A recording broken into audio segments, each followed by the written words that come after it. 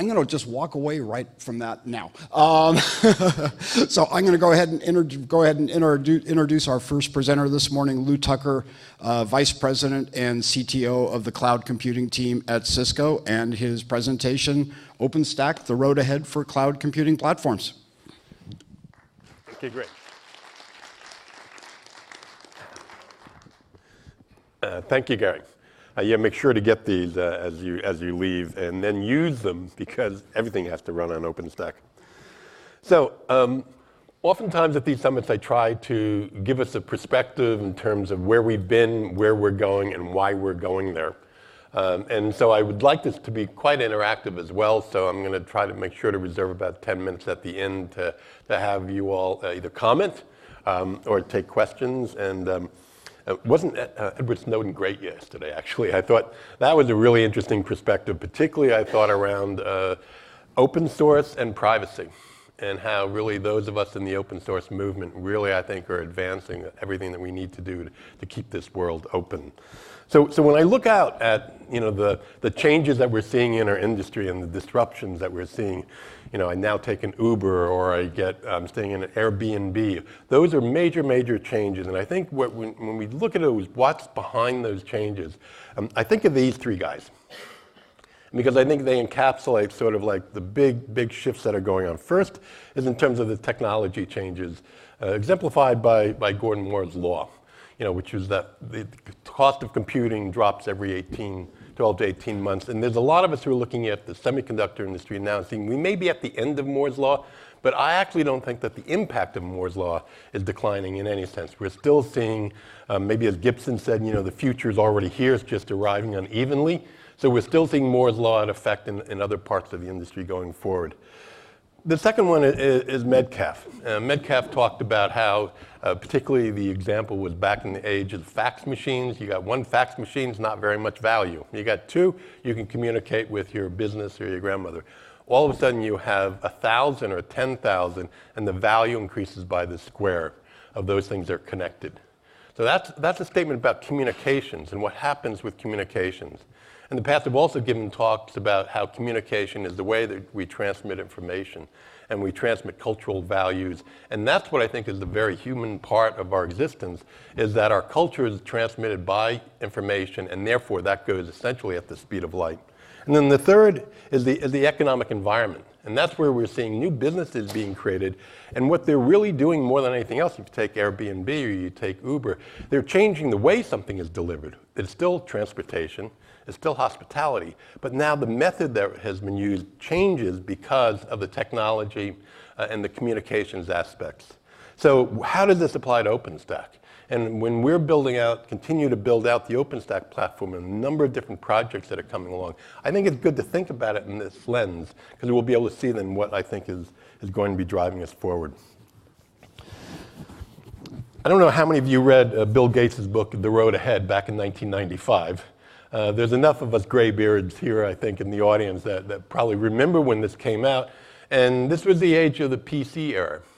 And this is where many of us were looking at this going, well, the PC is changing a lot, because now we're starting to see communications come into the PC. And an isolated laptop computer or desk-side computer wasn't enough. And that he really started to talking about, and having other people in the company, in Microsoft, really talking about this information superhighway that we were about to see, which was the coming of the internet. And so now when we look at open, and we obviously, that was a direction, and we're seeing Microsoft sometimes struggle, but I think now they're time and again, they're adapting to the new environment going forward with their business and their technologies. Similarly for OpenStack. Since OpenStack was started about 6 years ago, those of us who have been in it since the very beginning, it was about virtualized computing so that we could spin up virtual machines, Nova, and that we could have a key value store, scalable storage that way, object store, Swift. And then we said, well, there was networking, so we wanted to introduce the networking aspect of it. And so these were like the fundamentals of what's going on. But now the environment's changed a lot. The technology's changed a lot. We're seeing a whole wave of new technology coming in. And so we're seeing OpenStack similarly evolve, and we get to now look at the road ahead and say, where is OpenStack going? How do we embrace these new technologies? There's many, I think, in the industry who think that technology, one replaces the other overnight. No, these are waves that are crashing on our shores, for sure. But oftentimes that what we see is the technology is picked up again and again. I was fortunate in being part of the very early Java team at Sun Microsystems. And now, Java's legacy. Well, to me, that's success. So we see things have overtaken Java, but now almost everybody coming out of computer science departments knows Java, and it's now become legacy and embedded into everything we do. So this is how these waves of technology not only crash onto each other going forward, but they also bring technology forward. And it's important for us in the OpenStack community to really think about this. In many ways, I think that what we're seeing now is that OpenStack is becoming the kind of infrastructure play for infrastructure as a service that covers both virtual machines, containers, and bare metal. And that means that it's really becoming the software-defined infrastructure layer, and that's what I think I'm going to be alluding to a little bit later as well. So, of course, the biggest driving force in all of this is the internet. And there's lots of numbers out there, and these numbers are getting so large, it's just kind of hard to really fathom that. When we think of, for example, with almost 4 billion internet users today, and when we look at this as global, I mean, so the growth of the internet is happening much faster outside of the US than within the US. And so 26 billion network devices. This is just phenomenal. So this, again, think back to this is Metcalfe's law. So the value is increasing tremendously because of this. The communications that with mobile computing has caused this internet to grow at this tremendous pace. And that, again, the modalities are changing. 81% of the, or 82% of the traffic is going to be video. So we're all doing FaceTime, we're sending pictures. These are much, much, much larger data sets that are being sent around the world. And we clearly are entering this kind of zettabyte era. And at the core of all this, of course, is something that we all are saying, which is that software is really changing the world. And one reason for that, if you think about it, is that in one way, bits move faster than atoms. Bits mean pure information. Pure information is transmitted at the speed of light. Atoms have weight. You have to have FedEx trucks move bits. Even the fastest way to move data, as we know, is to pack it up on disk drives and put it in a FedEx truck and ship it. But it's physical. When we can transmit that all electronically, we can go at the speed of light. And this is information, and software encapsulates a program. It's information that we're sending. It's not really the bits of the program, but it's the program itself, the information content. That's what allows anybody around the world to access this software. And so open source, I think, is particularly important in that. And if we look at like the growth of software itself, just measured by GitHub projects, 35 million projects in GitHub today. 14 million users. If you're thinking of writing a line of code, you best check whether somebody else has already written something pretty close to that you might be able to clone and adapt and use for your own purposes. This means that as an information media, communication media, how we share information, this is how it's happening today. And this is just becoming embedded into everything. So it's no wonder that we're then seeing this transition between kind of the physical domain of computing into a virtualized domain. As we virtualize things, as things move from really atoms into bits, it explodes in terms of the capabilities and in terms of the amount of things that can be involved this way. So we're seeing things such as edge computing coming about, that we're more and more pushing onto the edges of the internet and computing, and with IoT devices and everything else, this is growing faster and faster and faster as we start to virtualize these domains. So it truly is the age of these kind of software-defined data centers. And if you talk to CIOs and everyone else, they are really finding that manually operating their data centers, their operational costs are the hardest things to bring down. And the only way to bring down those operational costs are to turn it into software, turn it into automation, use automation through APIs to start to manage your infrastructure instead of sending out trouble tickets and sending people out into the data center to change wiring or configurations. We really need to be able to do this through the automation, through software, because software and information moves faster than anything else. So one way to look at that also is, I think, that, easy, kind of mantra here, but configuration and cabling now becomes code. And there's a lot of reasons why this is important. First and foremost, we write it down. We write it down in a way that the template here can be shared, can be stored, can be audited.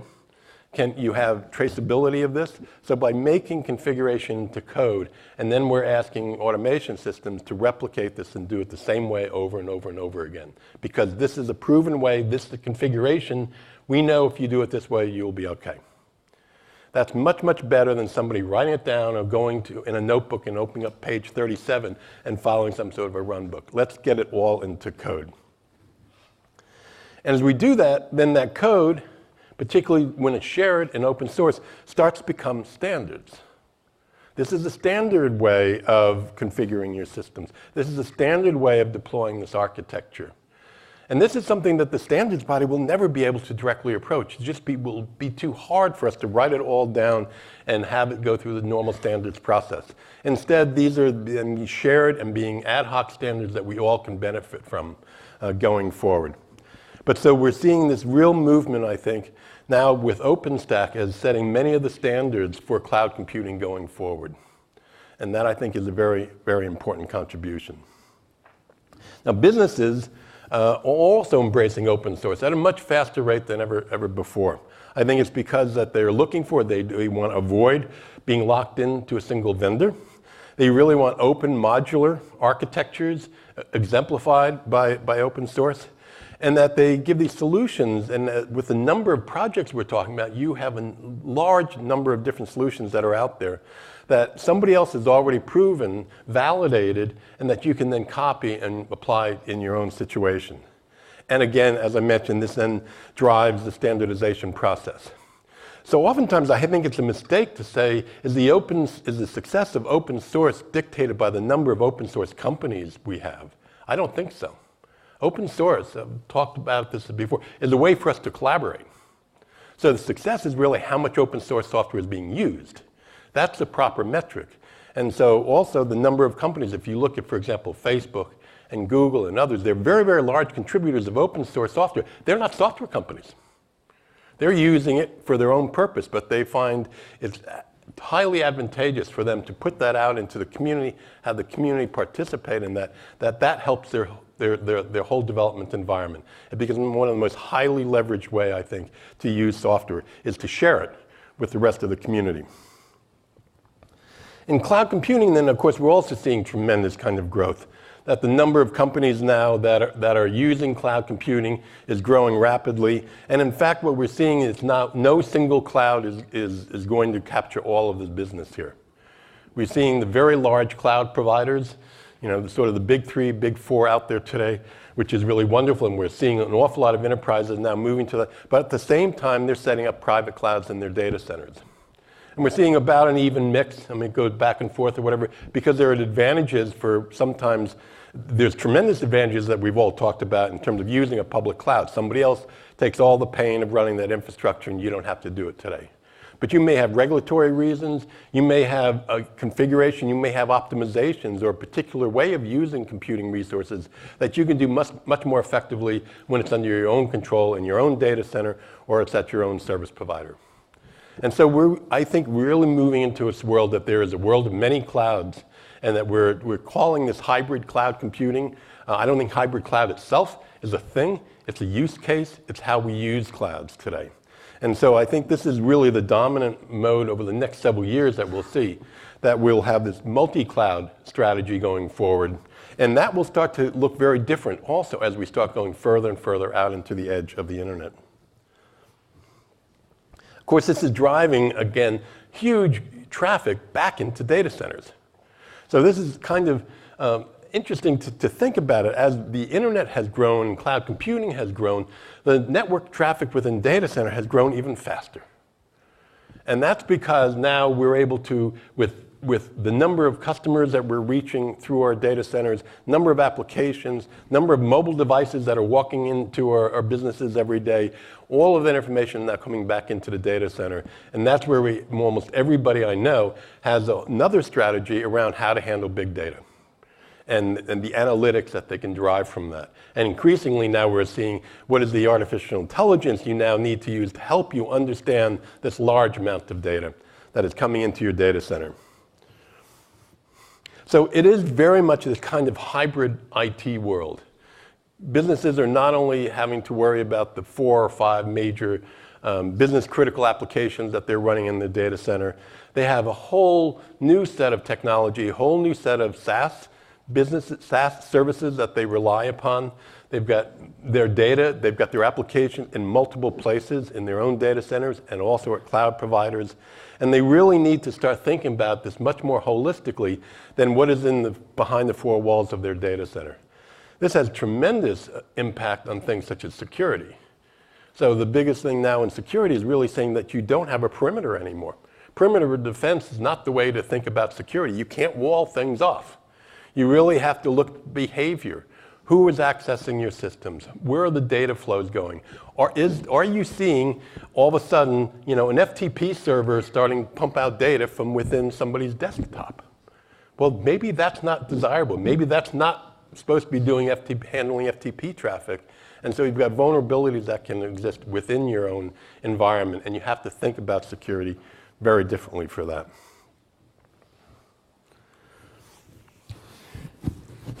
Now, this slide tried to capture, I think, what is also on the minds of many of the CIOs, the waves of new technology that are coming about, the new shiny objects. And that every day, they're probably waking up or on an airplane or whatever, and they're reading about yet another technology they have to become aware of because their competitors are starting to look at it. And so we're really struggling, I think, at this time. And those of us in this room, I'm sure, are feeling the same thing because I'm feeling it. Every other day, I'm waking up going, oh my God, here's another new project. What are they doing? How do I learn about it? Is it something that I need to pay attention to and start tracking? Like I said, fortunately, since all of this is by and large open source, I can actually go and it's all there available online. I can learn about it. I don't have to, try to call up the company to get information about this new product or whatever. I can do all my research through the web.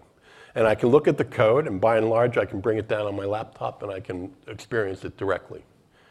But it is difficult, and many people, I think, are really struggling as we move. So I want to provide sort of some context around these technologies, particularly when we're talking about containers. I think we're starting to see a new kind of layering, again, of the stacks going forward. That if we think of the lowest layer of the physical infrastructure, where you've got your servers, your routers, and your storage, and then operating systems that are right on top of that. Now, on top of those individual servers and those operating systems, we're creating a platform across the data center. And that's what I think cloud software is. Cloud platform software is really about abstracting all of those servers, all of those storage, all of those networking capabilities into a consistent layer where you can, through APIs, spin up virtual machines, you can spin up private networks, you can spin up storage devices, and that becomes abstracted. And that's infrastructure as a service, and that's a software-defined data center. But one of the limits of that is what we've done is that we've abstracted, remember, the data center with the same things that are in the data center. So I see a virtual machine. Well, a virtual machine, you still essentially need to act like a system administrator for it. You have to patch your operating system. You have to bring in new applications on that. You can start them and stop them really quickly. It's great, and I can run half dozen on my laptop. But the model there, again, is that of a virtual machine. And we've just abstracted it and made it accessible by software. The next layer up now that we're seeing is really the containerized layer. So that's where we're seeing Docker. Years ago, it was Solaris containers. Containers actually are pretty old technology, but it takes a different point of view. It's an encapsulation of everything, all the resources that an application needs. So this is a technology that's coming from the top down. Saying, I have this application. I want to encapsulate all of the things that I need, which version of Python I'm using, what are the libraries I need. But it generally doesn't have, and it has expectations on the operating systems that it's on top of. But it's a way to encapsulate applications without mimicking a virtual machine. A layer below is virtual machines or a physical machine. So containers are really an application-focused way of describing what is in the application and its requirements. And it allows us to spin these up in very, very rapidly. Tens or hundreds of containers can be spun up every minute. And so it's much, much faster, much lighter weight, and perhaps much more portable.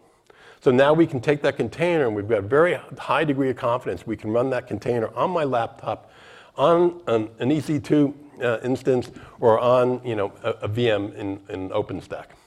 So the portability now increases dramatically because, again, it's an encapsulation of applications.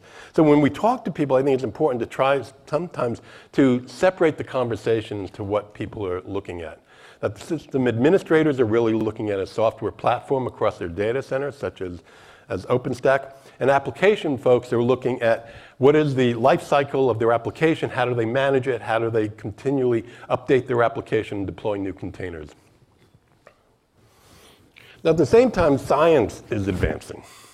And this, I think, is really thrilling because in science, and as I actually used to be a neurobiologist, and one of the reasons why I switched from neurobiology to computer science was that biology is moving far too slowly. It's wet labs, we're doing experiments. Those of you who have done anything in chemistry or biology know it takes a long time to make progress, and experiments can last years before you know the example. And I move into computer science, and all of a sudden we can write code, things go a lot faster. Now they're coming together. So science, and particularly around genomics, is becoming data science. So data science, big data, computing science, all of these things are merging, which accelerates that. So when we see that, this is a good book if you want to just get an overview of what's going on in genomics at this time. We're seeing that science now, as it's becoming a technology, as technology is impacting science, science itself moves much faster. For example, here's the cost of a genome, of producing a full genome. It used to be in hundreds of millions of dollars in 2000, and it's dropping. And the top line there is what it would drop if we use the exact same technology as we were doing it before, just speeding it up by Moore's law. We'd still be at almost $1 million for a genome today. Fortunately, science and computer science is also about algorithms. And because of algorithmic changes, we're moving now much, much faster than Moore's law. And the big, big change is going to be when this, again, impacts in the economics, is that when the cost of doing a full understanding of your genome as an individual drops below $100 or so, every one of us will have that. This will be part of your medical record. Every doctor will have to have your genome sequenced because it'll be so cheap. Their insurance will actually mandate that you wouldn't prescribe something if I didn't really know the entire genome of the patient I was treating at that time. So economics, algorithms, and this technology, I think, is what's driving most of these changes. The other thing, if you look back at the history of computer science, and particularly like in Palo Alto and Homebrew Computer Club, a lot of things started out in the hobbyist world. And people were building things themselves or whatever. And now we're seeing, actually, with Maker and with Kickstarter and everything else like that, a lot of these hobbyists are driving a lot of the technology changes. We're not waiting for the big Intels of the world or Cisco's or IBM's or even Google or Amazon. Hobbyists are getting into the game here with 3D printing and with drone technology, and then it's rebounding back into the industry. So now people are talking about how are they using drones, driven by sort of the consumer gaming side of drones, but using that in manufacturing. Now, when you're talking about then drones within a factory, you have to be able to do location by Wi-Fi, because GPS is not going to give you the location that you need. So all of these things start to play on each other, and again, accelerating this rate of change going forward. The other thing is that know-how really knows no boundaries. And there's another theme I think we're talking about, particularly when we're looking at things such as robotics. Robotics actually mostly now are made in China. And that we really are seeing, because the know-how can go beyond boundaries, national boundaries and everything else. And so we really, this movement again of information that can be transmitted faster than anything around means that the entire world is now participating. And it's great to see actually what we're doing in OpenStack, because now I think we're just at the point where in terms of the number of gold members now is almost 50% outside of the US. A little more than 50% outside the US. So that's great, because we are global. So when we run these conferences, that's one of the things, I'm also vice chairman of the foundation, we try to put these conferences around the world because we are a global foundation. And that's something that I think follows then just simply from the fact that the technology and the know-how is going to come from everywhere. Again, that creates continued acceleration. And even some countries, I'm an advisor to Qatar, and they are largely dependent upon natural gas and oil. They know that's a limited resource. That's going to run out. So they're taking more than 2% of their GDP, investing it every year in R&D. And they're building science and technology parks. They're putting universities there. They've got a very, very progressive approach towards their future, and they know has to be in information technology. And so they're taking their petrodollars today and investing it into the things that they need in their infrastructure to become a leader in not just Al Jazeera, where we probably have seen them, but also in terms of then information technology and university and trying to build some of the foremost institutions, particularly around like Arabic natural language translation, taking most of Wikipedia and making it available to the rest of the world. Shenzhen, I don't know how many of you have been to Shenzhen. I haven't been, but when I've read about it, it's just simply amazing. This is the next Silicon Valley. This is where the way that they've collaborated between the different industries there is allowing them to move much, much faster. Silicon Valley, I think, was fueled largely by our financial systems in terms of venture capitalists and how money was applied. This is being driven by how ecosystems of companies can work much, much faster. And I think it's a very interesting play. This is a great article from Wired if you want to read more about it. It's very, very fascinating. Again, know-how doesn't know any boundaries, so they can apply the same kinds of things and become a real powerhouse here in Shenzhen. So what else is happening that would affect OpenStack? Well, this is one that I'm particularly fond of since here in Boston, in the early 90s or whatever, I was part of a company called Thinking Machines. And Thinking Machines was an artificial intelligence company back in the 90s and late 80s. And we wanted to build a machine that would be proud of us. That was our motto.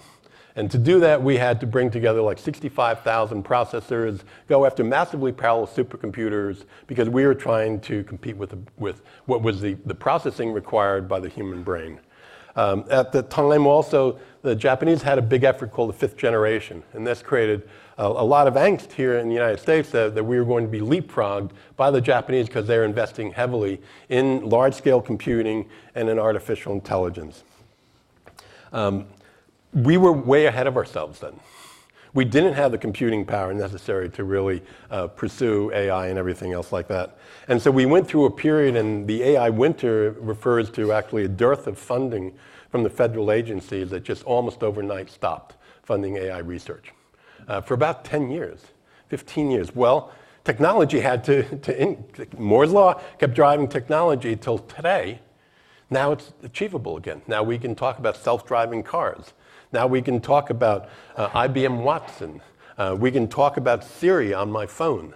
All of these things are now possible because Moore's law has made computing cheap enough that we can start to apply some of these algorithms to this. And also, the amount of data that you need now to do machine learning has increased to the point where these things are rapidly increasing their capabilities.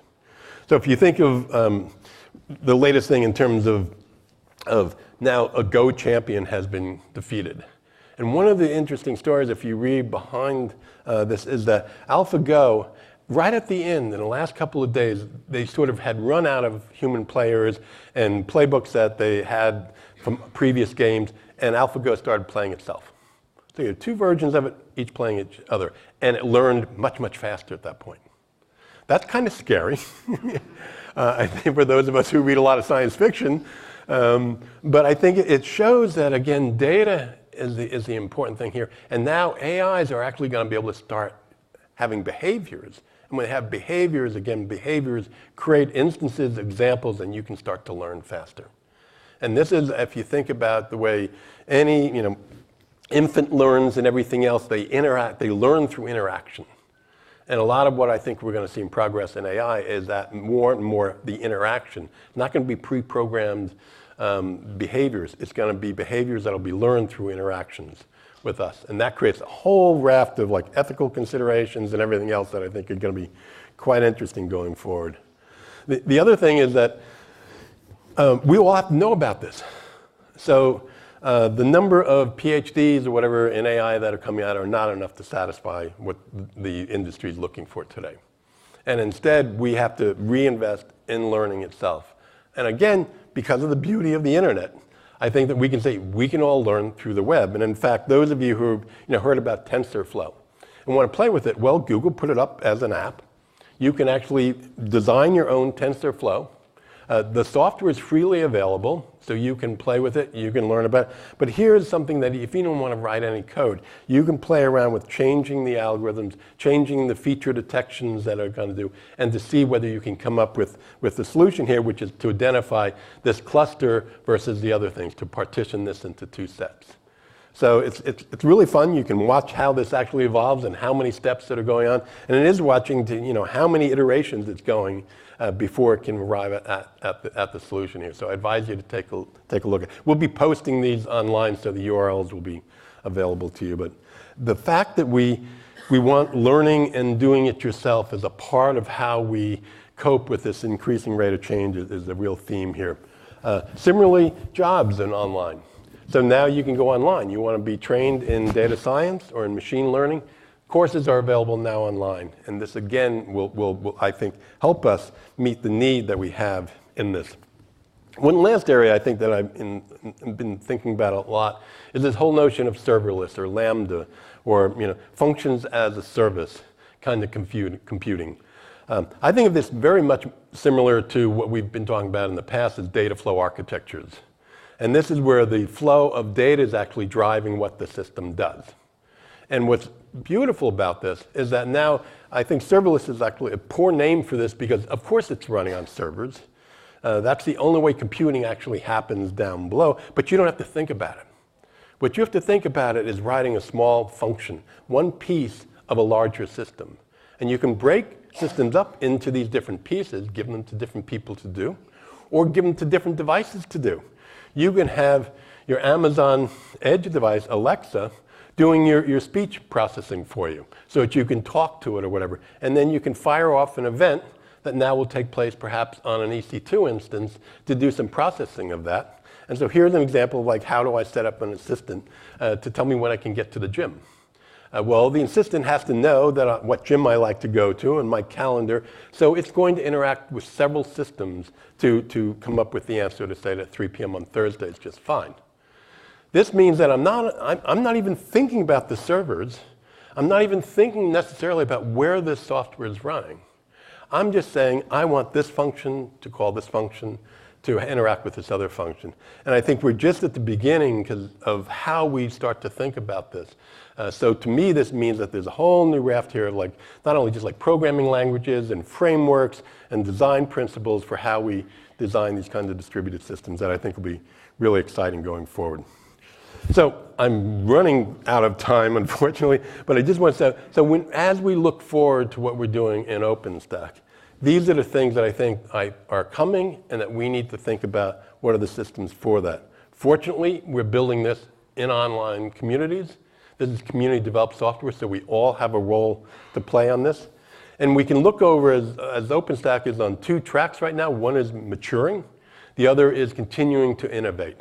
And so we're trying to categorize a lot of this stuff through our marketplace and through our navigator, showing the number of projects. And not only showing what the projects are, but allowing you to see how the status is of these projects.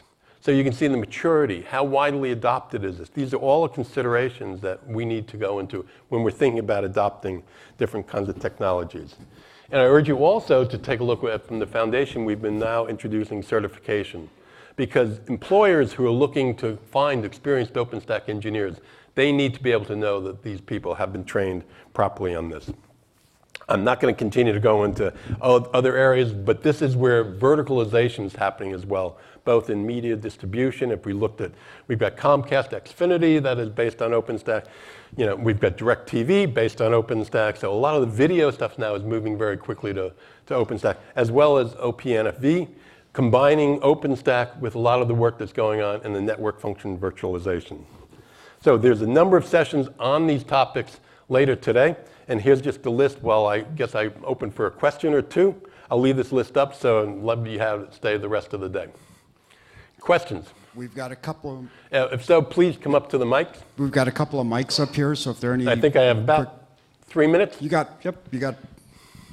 Or I can bring a mic to you if you don't want to... Oh, here we go. Or no? Hi, Lou. Thanks.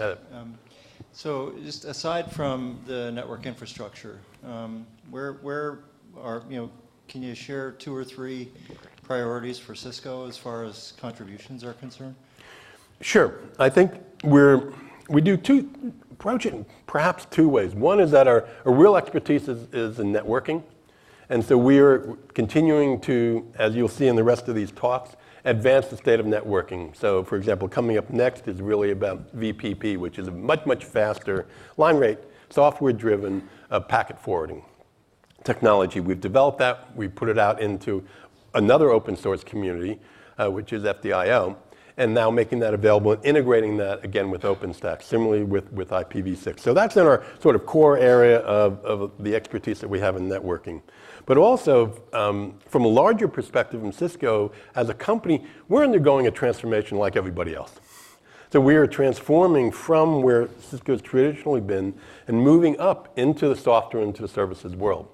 So you see we've recently purchased, for example, AppDynamics. So in terms of application performance management, we're seeing much more of movement towards management itself is moving to the cloud. And so things such as what we have a product called Meraki, which is how do you manage all of your Wi-Fi access points? You don't want to do them individually and doing from one data center. These are across your entire enterprise. So run that in the cloud as a SaaS application. And of course, we've had things such as WebEx, which is SaaS. So increasingly, you'll see Cisco moving into SaaS methodologies for managing things. And even one of our OpenStack offerings is then managed from the cloud as well, which is our private cloud on, remotely managed in terms of meta cloud that is managed from the cloud for the customer running in their own data center. One more, yes. Hello, great talk today, thanks a lot. So OpenStack started as a microservices project to deploy cloud native services, and now there's a new foundation, CNCF, that kind of sounds like the next generation of OpenStack. And Kala is one of the projects that integrated Kubernetes into OpenStack. Yep. So is there any working group or user group in the foundation to embrace the rest of CNCF? Yeah, I think so. I think the larger question you're asking about is what is the impact of containers going to be on OpenStack? Yeah, and the rest of the boil CNCF. it down, And I think with CNCF and everything else, we're contributing to both, and particularly with a project such as Cola.